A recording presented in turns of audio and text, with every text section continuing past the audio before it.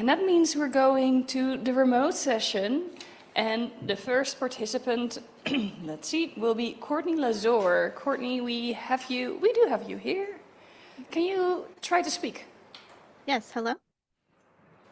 We kind of hear you, but not a lot. Oh, okay. Let me see.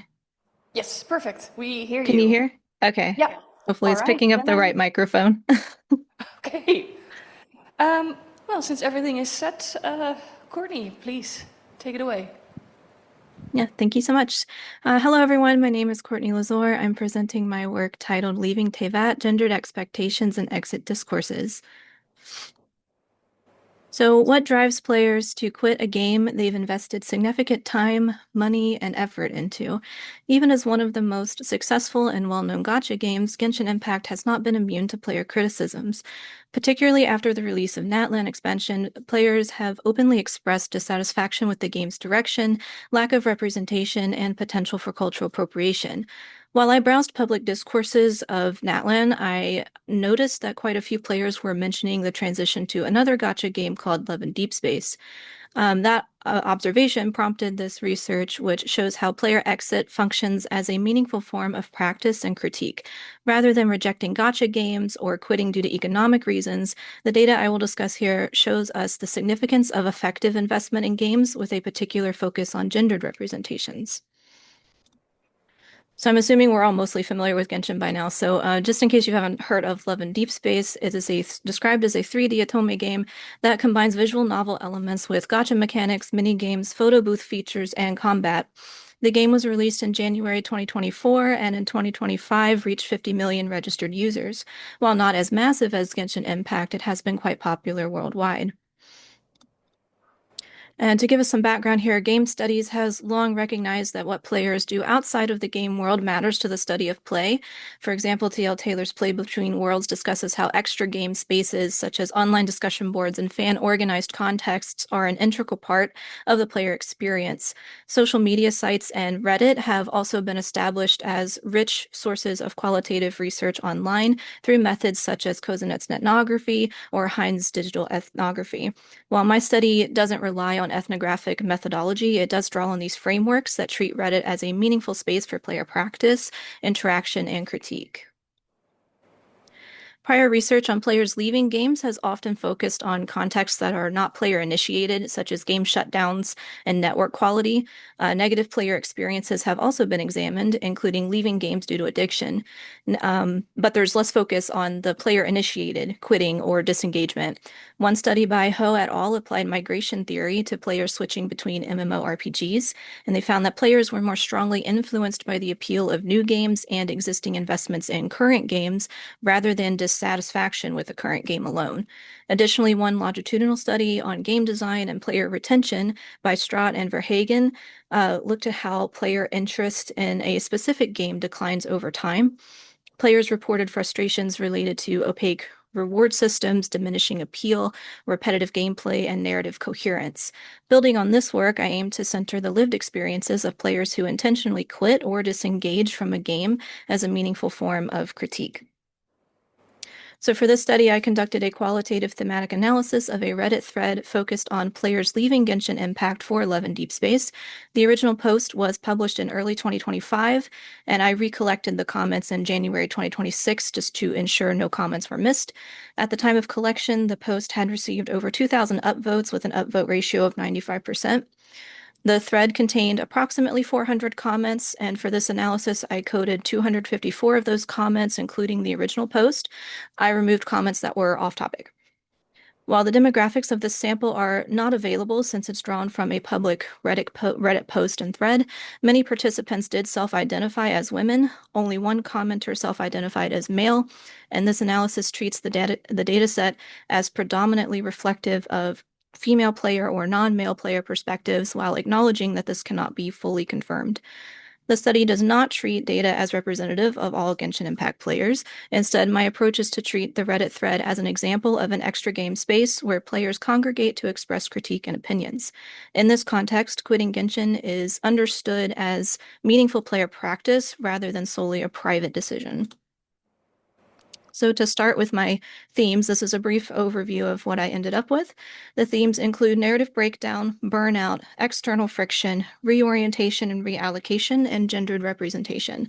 And I'll go through each of these. So first, let's look at the themes related to why players quit or disengage from Genshin Impact. This includes narrative breakdown. Players discussed a range of issues they perceived with the game's story, characters, and quests as contributing factors for leaving the game. There were comments about the game's story declining over time, such as quests becoming too long and talkative without much substance, plot issues, and dissatisfaction with character story quests. One player described the quests as yapping 80% of the time and lacking an interesting plot, indicating frustrations with the storytelling as insufficient or boring. Another mentioned that as much of the game's lore appears in these in-game books with large blocks of text that they're not really interested in reading while trying to play a game. Others lamented that characters had become boring with no personality. Some referred specifically to character diversity in terms of skin tones being mostly pale for playable characters. This relates to some of the backlash the game had received more broadly for colorism and appropriation. Natlan was a major recurring topic and seemed to be a common breaking point. Most in this dataset spoke negatively about the nation's Archon quests, characters, and general design. One described Natlan as colorful but not immersive, and noted that the characters don't fit well with the game. And others referred to Natlan as a big joke, and rather than the land of dragons, it was the land of motorbikes, DJ tables, and random flying guns. There were very few positive comments about Natlan, with a general sense that many disengaged or quit the game due to issues with this region specifically. However, some maintained hope that for future updates with new regions, it would be different. The second theme is burnout, and that the game had become unsustainable for long-term play. There was ample discussion about losing interest in the game or feeling like there was too much content to catch up on. And some described Genshin as a game not meant for casual play. One commented, "There's so much lore, events, regions to explore, farming, that I found it overwhelming." A few described the game as feeling like a chore, even if they used to really enjoy playing. And another wrote that they felt like a corporate worker looking at my Google Calendar task list when looking at their quest log. A different player wrote, "So much grinding and so much reading that I ended up wanting to sleep." With the desire to log in becoming overshadowed by burdensome game design choices like grinding and long quests, many of these players chose to step back from the game. And then the final one in this section that I want to talk about is a little more of a supplement. It wasn't as prevalent in this data set, but I think it's still important to touch on, and that's external friction, which I'm framing as experiences outside the game that affected a player's desire to continue to play. A few players mentioned toxicity in the fandom, especially what they had experienced from other players when trying to discuss their critiques of the game online. Some noted that their poor experiences were due to backlash from male players, and additionally, a few brought up the scandals surrounding the English voice actors, which led to several characters being unvoiced for a period of time. This negatively impacted their experience of the game, not just because the lines weren't voiced, but because of the behavior of the voice actors online. While these topics weren't central to the dataset, they do suggest the significance of external factors. Basically, these factors may amplify existing negative feelings about the game. Shifting focus a bit with the remaining two themes, these themes dealt specifically with gender representations and players migrating or supplementing with Love and Deep Space or other games. First is reorientation and reallocation. This theme captures the discussion about players quitting Genshin or otherwise altering their play. So, for example, many describe taking breaks from the game, becoming free to play and spending their gaming money elsewhere, or logging into Genshin only occasionally. One of the most frequently discussed topics was either leaving Genshin for Love and Deep Space or adding Love and Deep Space to meet needs that Genshin didn't fulfill. Some players also mentioned adding in similar games such as Honkai Star Rail and Wuthering Waves. And not all players disengaged Genshin specifically for Love and Deep Space, but it was a consistent mention throughout the dataset. Player comments exemplify how this reallocation is effective and economic. One player wrote, "I still play Genshin, but I won't be spending money." Another said, "If Genshin didn't suck right now, I probably wouldn't be as invested in Love and Deep Space." Yet another commented that Love and Deep Space has my wallet now. Although many expressed reluctance to quit Genshin permanently and hoped for better regions in the future, these comments illustrate a strategic and deliberate redistribution of time, money, and effort to a game that is better aligned with the player's desires and values. Closely related to this theme is another central theme of gendered representation, or players' perceptions of who the game is designed for. One of the most frequently discussed topics in the dataset was a lack of male characters in Genshin. Players overwhelmingly expressed a desire for more playable male characters and commented on the game's shifting focus to female characters. One player remarked, "Where are all the male characters? That's one reason Genshin got so popular to start with." Another commented that if Genshin had more 5-star male characters, maybe I wouldn't be paying so much attention to Love and Deep Space. Some were more direct, for example, one who wrote, "I got tired of waiting for male characters and seeing another waifu bait." Many players expressed dissatisfaction with the playable female characters in Genshin as well. Players describe the female characters as catering to the male gaze and a shift in design that focuses on fan service. One player wrote that the game has given up on personality development for fan service and that the female characters are poorly fetishized dolls. Another described newer characters as gooner bait. This critique reflects discomfort with the game's design direction and the centering of the presumed straight male player. And this gets at a larger issue, which is female players feeling like the developers ignore their demographic. By focusing on women designed for the male gaze and including fewer male characters, players describe feeling like a third-class citizen and leaving the game when I stopped being the target audience. Another commented, "It's clear that Genshin and Hoyoverse in general don't respect straight women." These comments indicate that players are disengaging as resistance to feeling deprioritized. One player summed up the sentiment well with, "I want to be catered to and considered. Love and Deep Space does that." So taken together, these themes highlight the often emotional dimension of quitting Genshin Impact. It's not simply declining interest or rebellion against gacha mechanics or the cost of playing. Players frame their exit or their disengagement as a response to accumulated dissatisfaction with narrative design, unsustainable long-term play, and misalignment with their values. Across the themes of narrative breakdown and burnout, players describe how their emotional or affective connection to the game erodes over time. Natlan was a particular sticking point for many, and continuing to invest their time, their energy, or their money into what they perceive as a declining game was no longer worth it. It's also important to reinforce that quitting did not always mean a permanent decision. Many players did describe leaving the game, but others discussed taking breaks and adjusting their investment in the game. And this reallocation freed them up to focus on other games. Gendered representation played a major role in this reallocation. Players frequently framed their disengagement with Genshin as a response to no longer feeling like the target audience, especially in terms of character design that prioritizes the male gaze. In contrast, Love and Deep Space was often mentioned as a game that specifically caters to women.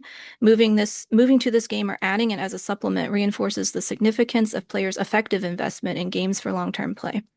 So through this lens, we can view quitting or disengagement as meaningful player practice and critique. By changing how they interact with the game or whether they interact at all, players can communicate their expectations around storytelling, representation, and respect in live service games. For future work, I would love to source data from other social media sites if possible, though it's a little harder to track conversations across platforms such as TikTok. However, there is some potential for analyzing YouTube comments or Twitter threads. So I'd like to close with a brief reflection question. If you play Genshin Impact, what is your relationship to the game and how has it changed over time? When I think about my own involvement, I'm reminded of a line from the Eagles song Hotel California. "You can check out anytime you like, but you can never leave." I've played both of these games since early on and still actively play both, but I feel this captures some of my experience of times where I may want to disengage, but I'm not fully able to because I've invested too much time into it and I still do enjoy it. And I think this also is reflective of some of the sentiments that I saw throughout these comments. So that's all I have. Thank you so much for listening. Thank you, Courtney. In that case, I will open the floor to questions. Leon, you have a question? You have a microphone, two microphones right there. Yeah, I have two microphones. Thank you for the presentation. The immediate thing that jumped to me was the straight women comment. Would you have more reflections on why is it just straight women and not women that was used there? Yeah, I assume that was more just their personal experience. I assume they were identifying as a straight woman, but for me, I was hoping to see more broad comments of people from other identities, because it's not just straight women. It's if you conceive of a game as being directed towards straight male players, well, you're also leaving everybody else out, not just straight women. So that, I think, was just, if I'm remembering that comment correctly, it was in a much longer discussion of their own personal experience. And so I do think it's not just straight women that are feeling that. Great, thank you. Perfect. Does anyone else have a question in the room? There we go. Go. Wait, you don't have a microphone yet.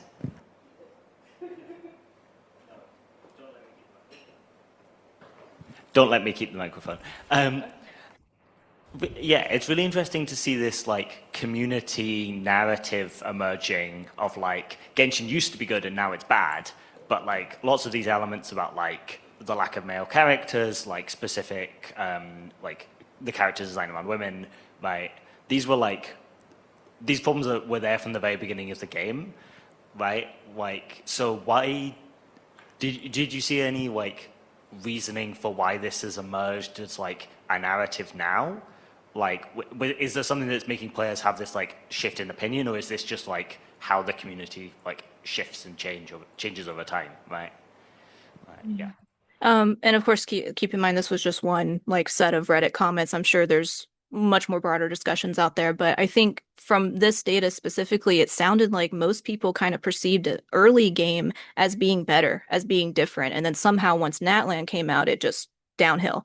And that seemed to be like a major point for a lot of people in those comments. And I think also with the release of Love and Deep Space being specifically targeted to a population that was kind of feeling like, this game isn't necessarily for me anymore, kind of made them realize like, well, wait a minute, what about all these other games that I play that I might like for some reason, but I feel like I'm not really being seen as part of the audience, part of the target audience for this. So I think that kind of maybe contributed as a little bit of a wake-up call for some people, but it did seem to me, based just on those comments, that they didn't think about the early game as having as many story issues or like narrative issues or character issues. It's what it seemed to be. I'm sure there are tons of opinions out there, but it seemed like there was perception of a decline over time. Perfect. Next question. Hi, Courtney. Just in the data set that you looked at, obviously a few talks at this conference have mentioned that Hoyoverse may not have done the best job in terms of representation in Natlan. However, do you think, given that Natlan is based on South American and Pacific groups, that some of these comments are kind of coming from a place of racism rather than actual like narrative critique? It's more a resistance to the fact that it was a world that prioritized cultures that we don't usually see in video games. Yeah, I think, and it's hard to know, like, because I don't know who's making the comments, for example, but this is just also thinking about some YouTube videos and TikToks that I've seen. And for me as a white person, I can't really comment on, like, it doesn't matter how I feel, but I've seen a lot of creators of color who are raising that as a point, because it's like, okay, well, we have this region based off this real world place, but there's not a lot of variety in the playable characters, even though they were getting some NPCs with varying skin tones. Well, why can't I play a character who has a different skin tone or a skin tone closer to my skin tone? That seems to be pretty common from what I've seen when I can actually see who the person is talking. And in this data set, I'm not sure who was making those comments since they were all text-based, but there was definitely discussion of, racism, colorism, all these things of, well, we're picking and choosing these regions, but then not really, honoring the actual people that are real life from these areas. So we're kind of borrowing this culture into this game, but why are we doing that and not offering people the chance to like have more variety of characters, because this is a global game, global game that lots of people play. Thank you. We still have a bit more time, 1.5 minutes. Question in the middle. You wanna run, Leon? Hi, thank you so much for your sharing. I wanted to ask, I saw that some people mentioned that they switched to Love and Deep Space, which is a dating sim for mainly heterosexual women, because of like the emotional intimacy, and like it provides, while they complain that Genshin has too much waifu bait, which in a sense is also emotional intimacy and like, you know, this output of kind of like a sense of like, you know, I don't know, love, care, whatsoever. Do you think like a core issue is some kind of like incompatibility with like regard to sexuality, like in how they perceive like this kind of whatever interaction they're receiving? Like, because I noticed that most of your summary is more about like the gameplay and like the content, but this is a very like specific part of it. Yeah, it's I think it has a lot to do with like feeling like you're the target audience. And again, just based on this data set and what the general consensus there seemed to be, is that a lot of people were commenting on, you know, playing a game that is directed towards them as the audience, as in like emotion, like dating sim to some extent, but there's a lot of other things in that game. And so they get to kind of have this like relationship, not real relationship, with this character where you build this relationship through the gameplay and through all these story cards is what it's based on, card game kind of. And so they get to have this more emotional connection to the characters, and Genshin's not the same style of game, so I wouldn't expect it to be like a one-to-one comparison. But it seems like, okay, well, this Genshin is more targeted to the male player and it's less targeted to the female player because you're not really getting that kind of like, for all intents and purposes, like female fan service. It's more male fan service. And then Love and Deep Space is kind of the exact opposite, where it's definitely targeting women, definitely specific to like the emotional intimacy and kind of the effective investment and fan service for women, if that makes sense. Then thank you so much, Courtney. That's all the time we had. One more round of applause, please.